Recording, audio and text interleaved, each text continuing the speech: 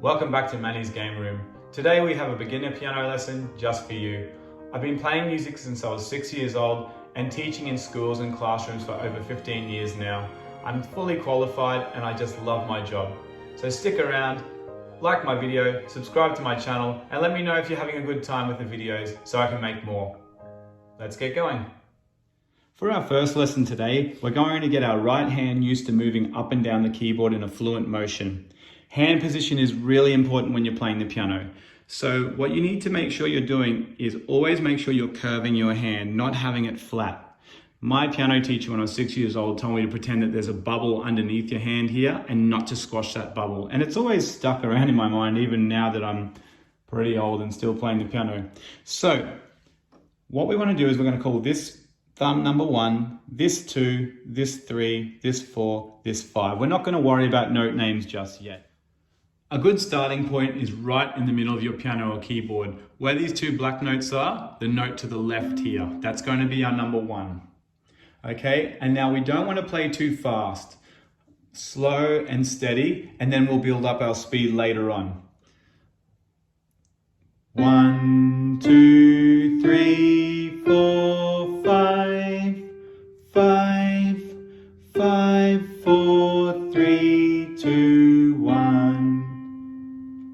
What I've found with beginner players is they find it tricky to play one note at a time. So a common mistake is they'll play their first note, and then when they play their second note, this one here is still stuck down. And then they play their third note and they sort of start lifting, or they might just keep them all there. And that's what we want to avoid. We want to make sure it's one note at a time. So we press our first one, 1, and then as we let go of this one, we're going to press the next one down at the same time. 2, and the same, we switch the next ones. 3, 4, 5.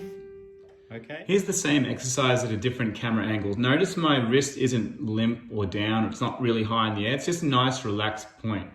So my hand's rounded.